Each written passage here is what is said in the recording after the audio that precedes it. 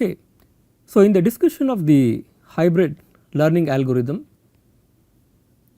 we mentioned I mentioned that we need the k-means algorithm to compute the cluster centers, and then I talked about the inversion issue that we have, which is going to be difficult when we have large size of these data sets. When we have a lot of data points, then inversion becomes a problem.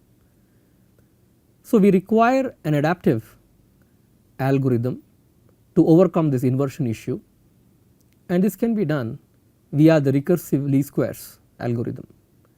This is one of the standard algorithms in adaptive signal processing, but I will discuss this technique here as part of this problem, so that this tool will be very useful for you in your solution when you deal with practice.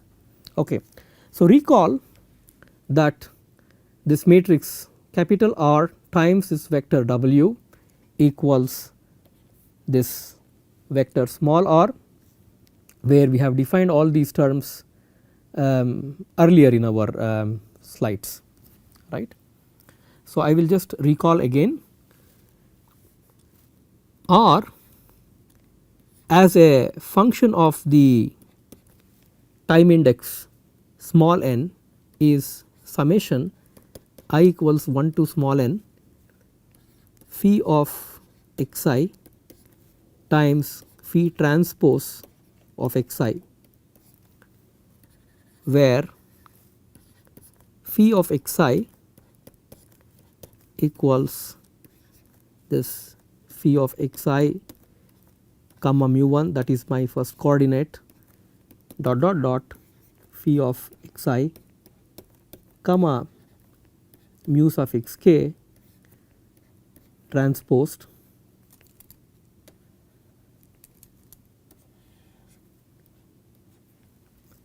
right. So, I have k different means mu 1 through mu k, and I evaluate this data point over this function phi function which has these arguments as the cluster means. Okay. So, if you recall my in the matrix R that I had, I never mentioned about R of n, R of small n. I mentioned this capital R equals summation I equals 1 to capital N, right. If you just recall, I mentioned this equal to summation from I equals 1 to capital N here, but we do not have to be restricted. We will do this estimation as we get these data points online. So, therefore, we can say that this is summation I equals 1 to small n phi of xi times phi transpose of xi. Now, just to recall, our phi of xi comma mu j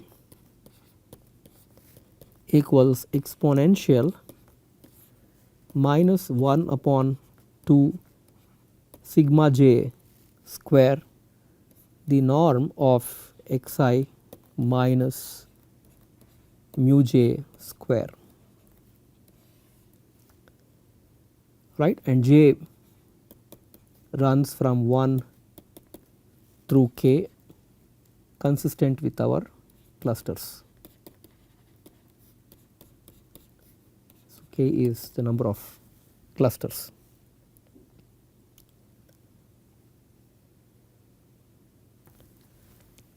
Now, the k by 1, I call it the cross correlation vector.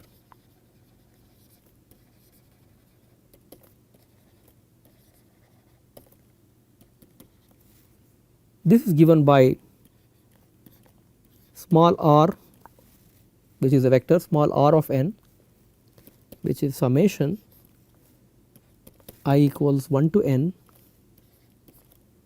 phi of xi times d of I. You can call it d subscript I, or you can call d of I, does not matter. So, just to indicate carefully that this is the desired response at the output of the radial basis function network, and phi of xi is the hidden response.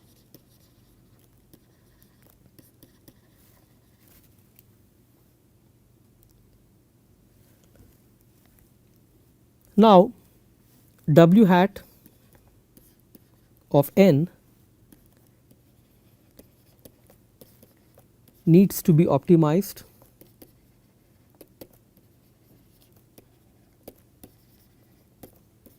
in the least square sense.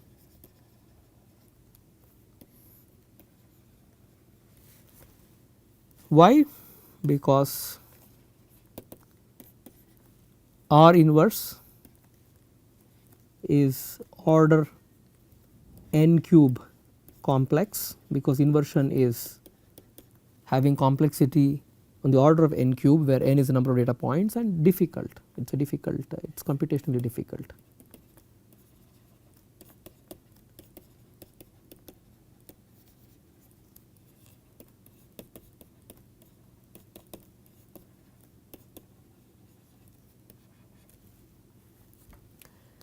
So this motivates our purpose, that is, we need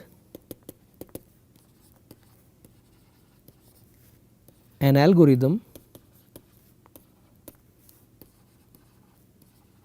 to overcome the inversion issue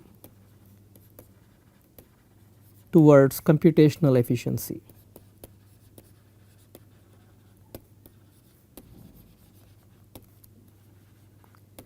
And in general, this is a problem why we need adaptive algorithms in most cases. Yeah, before I end the slide, a small detail. R is of dimension k by k, right? It is not n. I just wrote it at order n cube here, but to be slightly more precise, it has to be inversion of R is order k cube, because if you look at this phi of xi times phi of xi transposed, you have a k by 1 times a 1 by k, which is a k by k matrix, and you are stacking up all these k by k you are adding all these k by k matrices, right. So therefore this inversion has to be order k cube, I mean consistent with the size of the matrix that we have here. So let us proceed with the details. Now R of n equals summation I equals 1 to n minus 1 phi of xi di plus, I will use this d of I, plus phi of xn times d of n, right. I am just splitting it in this form. I mean, if you look at the original summation, it is summation I equals 1 to small n phi of xi d of I. I will just split this into the first n terms, summation from first n minus 1 terms, and then the last term. So now this can be written as R of n minus 1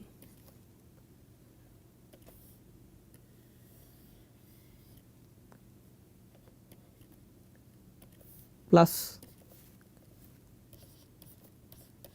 phi of xn times d of n, right, and this is my R of n.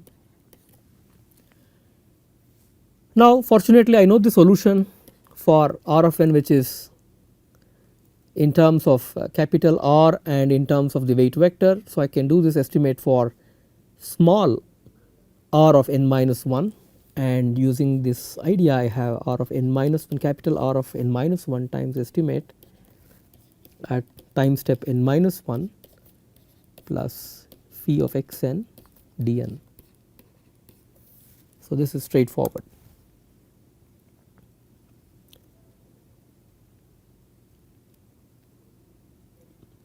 Now I can also express R of n minus 1 through a recursion, right. So, let us expand R of n minus 1 further. So, we have R of n equals so before I think before expansion I would say we can add and subtract some terms so that it helps us slightly carefully. So, what I will do is as follows. I make this R of n minus 1 plus phi of n. So, I will throughout let me do this. Let us subsume x n in phi of x n, this data vector x n as phi of n. So, when I mean phi of n, it implies that it is evaluated at x n. Okay. So, because I have to write this x n throughout and carry this forward. So, I will subsume this in this form. So, my vector R of n is this. So, what I do is I add phi of n, phi transpose n into this term. In that way I am sort of expanding this out here, w hat of n minus 1 plus, since I have added this I have to subtract it, and what I do is I take phi of n times this is d of n. Phi of n, d of n is the way it is, but I subtract phi transpose n w hat n minus 1. So, there is a vector here and there is also a vector for phi. So, and d is a scalar. Okay. So, I am just adding and subtracting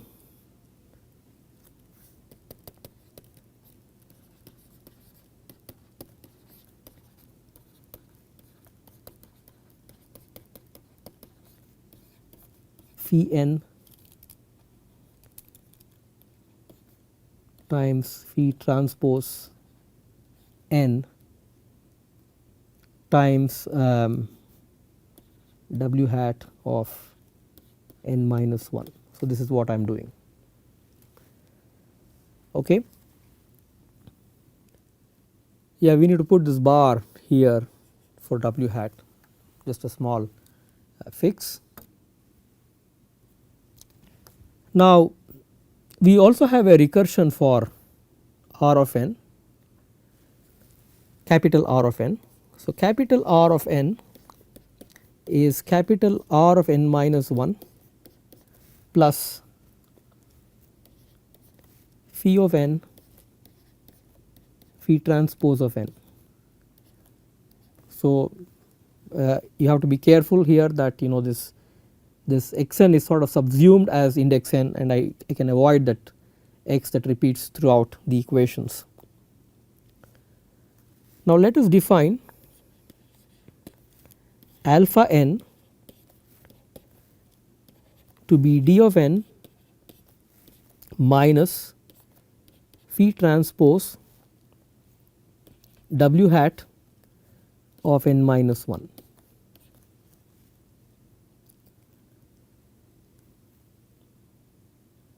And I can, because this is a scalar, right, phi transpose times w hat is the same as w hat times phi transpose. So, I can always write this in this form, w hat n minus 1 times phi transpose.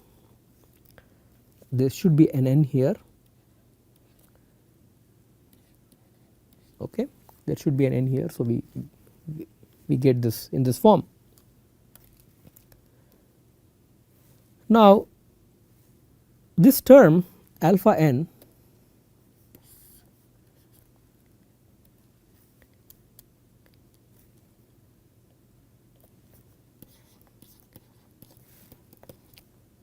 is referred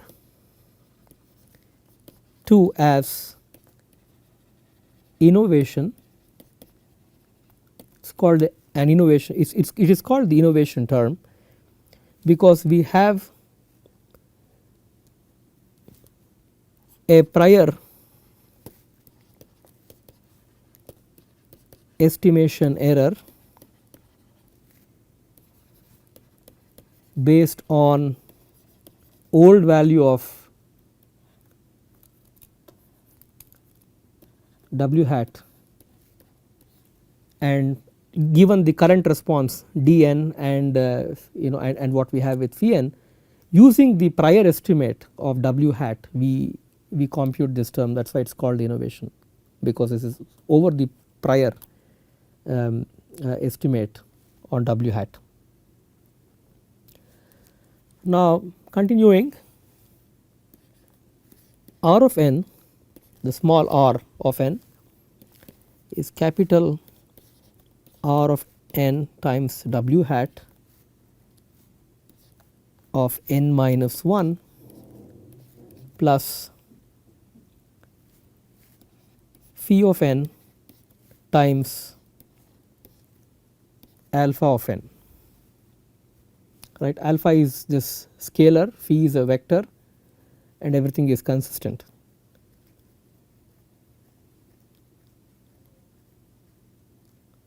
Okay. Now this small r can be written as capital R of n times w hat of n,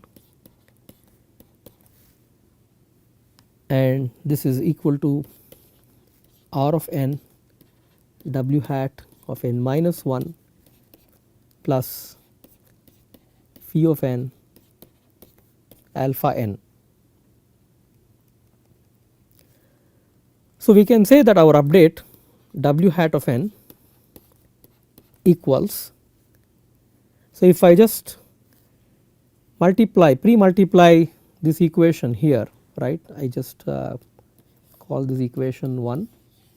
If I just pre-multiply equation 1 by r inverse n on both sides, I can simplify this to be in this form: w hat of n equals w hat at time step n minus 1. So there is a vector here plus r inverse of n phi of n times alpha n. So this is the update rule.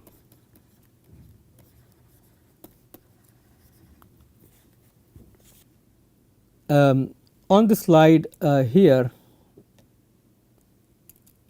w hat has to be transposed and this is phi of n. So that this is an inner product and we have a scalar, just a small typo to be fixed here, right.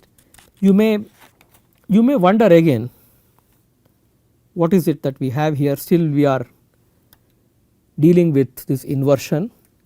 What have we simplified, right? Fortunately, we can invoke the matrix inversion lemma that comes to our rescue to compute the inverse given certain parameters, and we will set this up. So to solve for R inverse,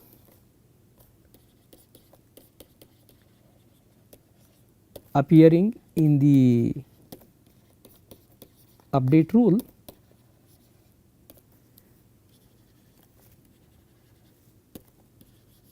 we invoke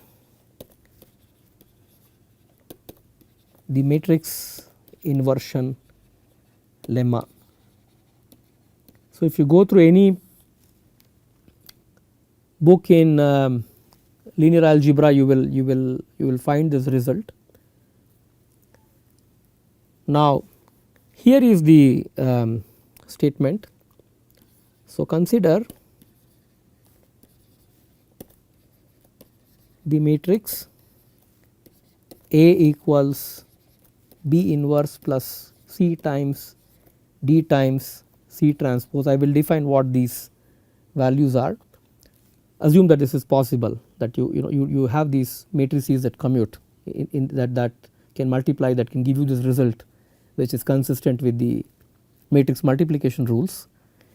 So, A inverse can be computed as B minus B times C times this term, which is D plus C transpose B times C times C transpose B transpose. This is the result. So, if I have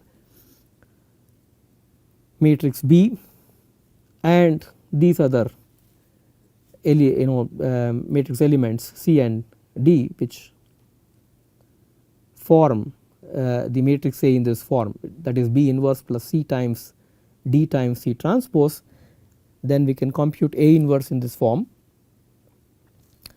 So, for our setup,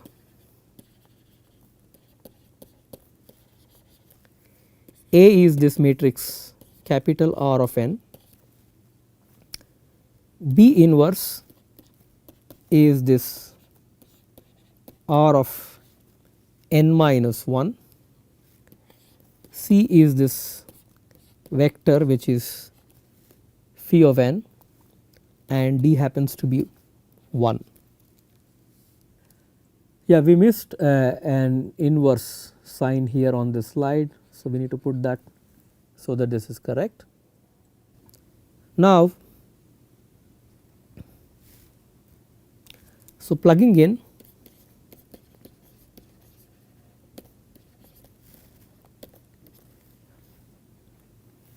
R inverse of n.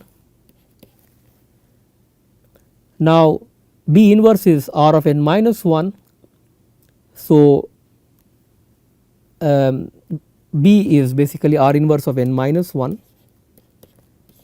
R inverse of n minus 1 minus R inverse of n minus 1 times phi of n. P is basically R inverse of n minus 1, then we have C to be phi of n, which is what I have written down, then D is 1 plus C transpose is phi transpose of n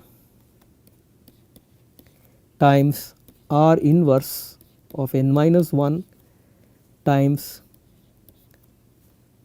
phi of n. So, this inverse times C transpose times B transpose, which is basically phi transpose n times R inverse of n minus 1.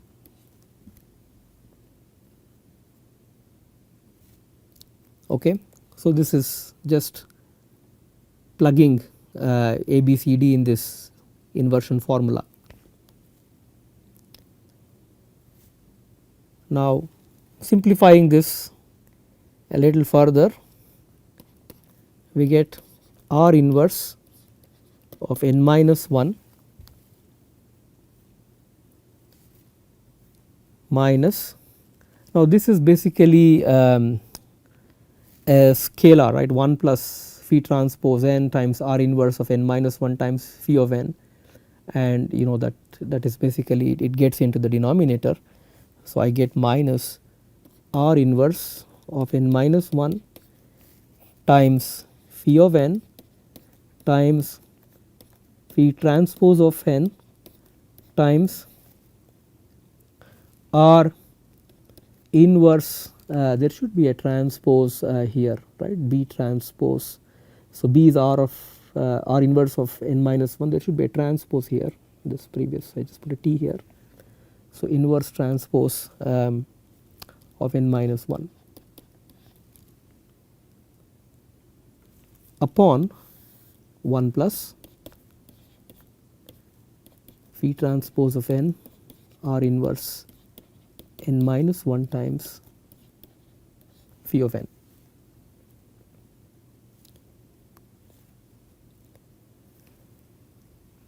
Now, let us define this matrix P of n to be R inverse n because I want to get rid of these inverses somehow. So I define like this, and R transpose, we have this property R transpose of n equals R of n. So this justifies that the inversion transposed is basically P of n minus 1, right. So therefore R inverse transpose of n minus 1 is same as R inverse of n minus 1. So therefore we can write it in an easier way, right. So R inverse transpose of n minus 1 is R inverse of n minus 1, which is P of n minus 1.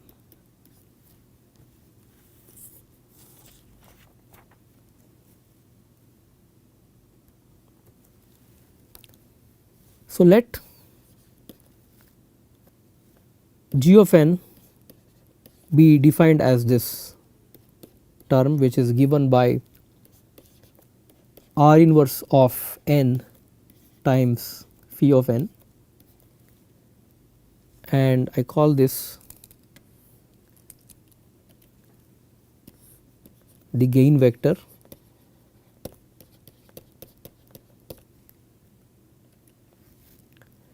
So the gain vector G of n can be written as R inverse of n is basically P of n times phi of n. So therefore our update W hat, so we started off somewhere much before here, that I wrote W hat of n is W hat of n minus 1 plus R inverse n phi n times alpha n.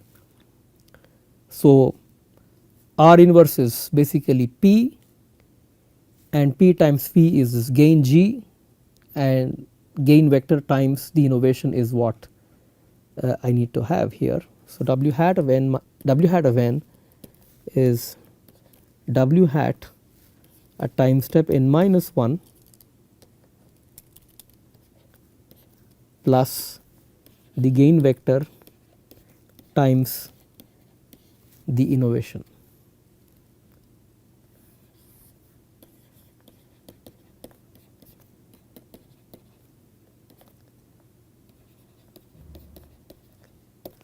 So just have to make sure that I have all these underscores for these vectors, that I don't miss. So okay, I had missed one here, so we have this complete. So I think this is the update, and with this we are ready to summarize the algorithm for recursive least squares.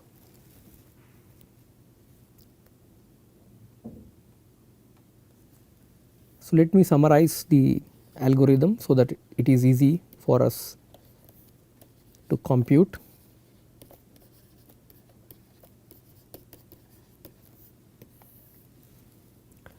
So what we are given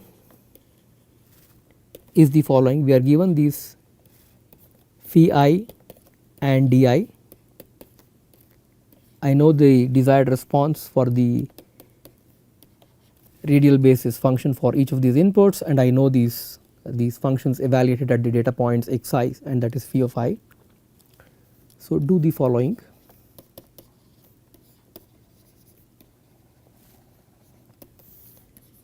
For for n, I would say for small n, time step equals 1 dot dot dot till capital N, you do the following steps. So I will talk about initialization towards the variant. So here is what you need to do: P of n is P of n minus 1 minus P of n minus 1 times phi n, phi transposed n times P of n minus 1 upon 1 plus phi transpose n times p of n minus 1 times phi of n. Compute the gain vector g of n to be p of n times phi of n, which is this vector. Compute the innovation alpha n to be d of n minus w transpose of n minus 1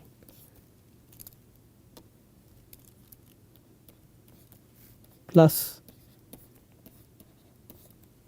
times phi of n w transpose of n minus 1 times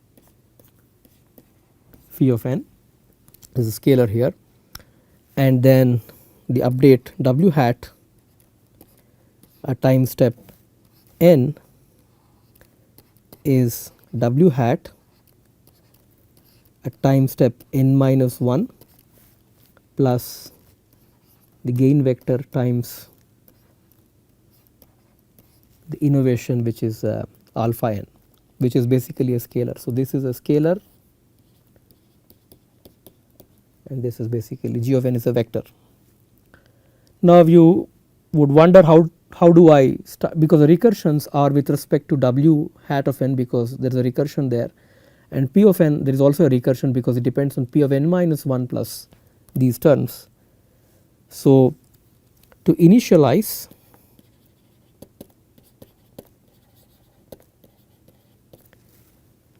so we need to set the following: set w hat 0 to be this 0 vector, and p of 0 is this matrix which is initialized to lambda inverse times I, where lambda is a small positive constant.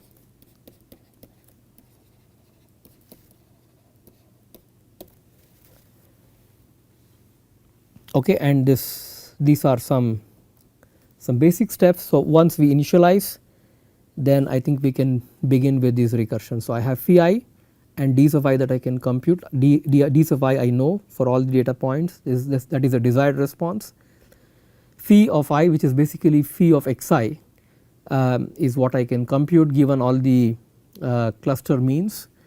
So, from this I can set up to computing p of n, which is basically R inverse n. I can compute that using this recursive equation, and then I compute the gain vector, the innovation term, and then the update rule for w hat, which depends on w hat of n minus 1 plus the gain vector times innovation. Okay, this is an important procedure and it helps simplify a lot. Fortunately, it works because we have an elegant result from the matrix inversion lemma, and that has helped us simplify towards this algorithm. Okay. So, to summarize in a nutshell, the hybrid learning procedure requires first to get the centers, because you have to decide the number of radial basis functions, and the choice of that can come through clustering of the data. So, you can do some clustering a priori and get the cluster means, and that can be done through the k-means algorithm. And then there is no much difficulty because we have to solve for the weights connecting the layer having these radial basis functions with the output, right. To solve for the weights, we require inverse of a matrix that depends upon the basis evaluated at the data points and the cluster means, right. To overcome this inversion issue, if it is a simple network with just 3 basis functions or 4 basis functions, then we have no problem, right. 4 data points, 4 basis functions, absolutely no difficulty, we can just compute the inverse, not a problem. But this is typically not the case, because we have a large number of data points for which you will have to do this inversion, which is going to be hard. So, therefore, we can go in this route by invoking the RLS algorithm and then solving. Okay. So, this should complete the algorithmic summary for the radial basis function, and I hope you can try this algorithm over some data sets and get a feel for this procedure. Okay, we stop here.